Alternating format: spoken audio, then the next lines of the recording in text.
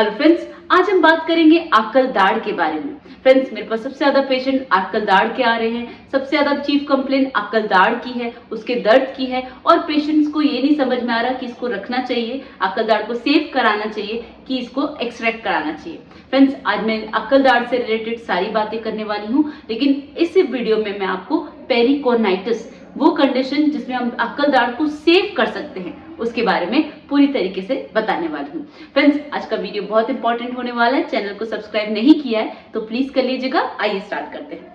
Hello friends, I am doctor Pratibha, oral implantologist, laser specialist and periodontist. Friends, मैं Imperial dental Gurugram India की founder और head surgeon हूँ और आज मैं आपको बताऊंगी कि आकल दाढ़, पहली बात, वो इतनी प्रॉब्लम क्यों कर रहा है, आकल दाढ़ को किन कंडीशंस में हमें सेव करना होता है और किन कंडीशन में हमें आकल दाढ़ को निकलवाना कंपलसरी है। जब हम आकल दाढ़ को निकलवाते हैं तो हमें किन किन बातों का ध्यान रखना होता है फ्रेंड्स। और उसके बाद होम केयर, वो एक अलग टॉपिक है, वो मैं उसके नेक्स्ट वीडियो में बताऊंगी। बट अभी इतना समझिए कि आकल दाढ़ इतनी प्रॉब्लम क्यों। सबसे पहले फ्रेंड्स, आकल दाढ़ एक वेस्टिजियल ऑर्गन है। वेस्टिजियल ऑर्गन मतलब जिसका कोई फंक्शन नहीं होता। अब आकल दाढ़ आता क्यों है फ्रेंड? आकल दाढ़ इसलिए आता है क्योंकि जो हमारे पूर्वज थे उनके मुंह में 3 मोलार्स होते थे, 3 जाड़े होती थी। क्यों होती थी? क्योंकि वो कच्चा खाना खाते थे। तब जबड़े बड़े हुआ करते थे, जो जॉ साइज है वो बड़ा होता था और खाना चबाने के लिए 3 मोलार्स की रिक्वायरमेंट होती थी। फिर एवोल्यूशन हुआ तो हम कुक्ड फूड खाने लगे। उससे क्या हुआ कि जॉ साइज रिड्यूस होने लग गया। अब जैसे जैसे जॉ का साइज रिड्यूस हुआ वैसे वैसे आकल दाढ़ के लिए जगह कम होने लगी।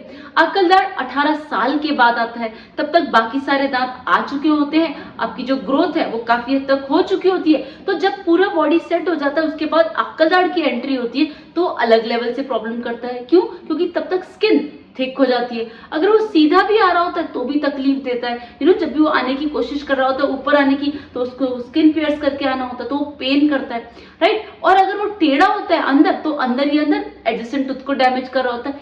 इसी वजह से वेस्टर्न वर्ल्ड में अब 18 साल के बाद वो सभी बच्चों का एक्सरे लेते हैं, कंफर्म करते हैं विजडम टूथ की पोजीशन और चारों के चारों विजडम टूथ वो रिमूव कर देते हैं। वो ये भी नहीं देखते सीधा आ रहा है कि टेढ़ा आ रहा है, क्योंकि उनका कहना है अगर सीधा भी आएगा तो आगे चल के, यस इट्स अ फैक्ट, कि आगे चल के विजडम टूथ का जो प्रेशर है वो बाकी सारे टीथ पे इफेक्ट कर सकता है, जिसकी वजह से क्राउडिंग हो सकती है। Friend, this is also a possibility. But what I से, अगर विजडम टूथ सीधा आ रहा है तो उसे बचा लीजिए, यू नेवर नो कि उसकी जरूरत कब पड़ जाए। और अगर टेढ़ा है और उसकी वजह से एडजेसेंट टूथ डैमेज हो रहा है तो उसे निकालना कंपलसरी होता है, राइट। अब जानते हैं कि किन कंडीशन में विजडम टूथ सीधा आता है।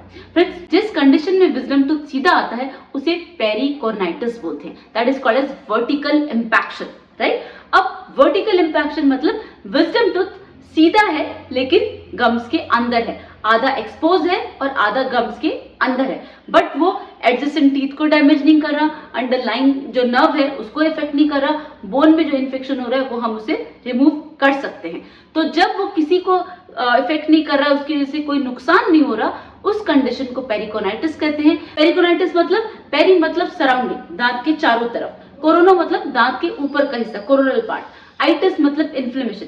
तो जब दांत के ऊपर वाले हिस्से में मतलब क्राउन पार्ट में गम्स में इन्फ्लेमेशन होती है, उसके चारों तरफ जो इन्फेक्शन होता है उसे पेरिकोनाइटिस कहा जाता है।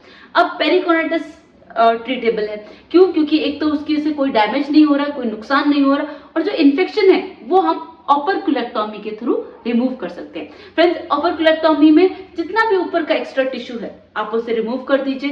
जितना भी वहां पर इन्फेक्शन है, पस है, उसको पूरी, जितना भी वहां पर इन्फेक्शन है, पस है, जितना भी इन्फेक्शन है उसको पूरी तरीके से आप डिब्राइड कर देंगे। डिब्राइड करने के बाद जितना भी बोन का इन्फेक्शन है उसको आप अच्छे से रिमूव कर देंगे। जब पूरी तरीके से इन्फेक्शन खत्म हो जाएगा और जो भी अगर एक्स्ट्रा टिश्यूज हैं जो आगे चल के ग्रो हो सकते हैं उनको थोड़ा सा एक्स्ट्रा रिमूव कर दीजिए। अब आपका विजडम टूथ पूरी तरीके से एक्सपोज होता है एनवायरनमेंट में, राइट। अब इसके बाद वो अपने आप ही अपनी आइडियल पोजीशन ले लेगा। दैट मीन्स अगर वो ऑक्लूजन से थोड़ा बहुत भी नीचे है तो वो ऊपर आ जाएगा और आप अपने विजडम टूथ को एकदम आइडियल टूथ की तरह यूज कर सकते हैं। ऑलराइट, अब बस दो बातों का ध्यान रखना होता है फ्रेंड्स। पहली बात यह है कि वो आखिर का दांत है, तो वहां तक बहुत सारे पेशेंट्स पीछे तक ब्रश नहीं करते, तो वहां पर ब्रश करना अच्छे से कंपलसरी है, उसको क्लीन रखना, उधर मेंटेन करना, खाना नहीं फंसना चाहिए, नहीं तो दोबारा से इन्फेक्शन होने के चांसेस है।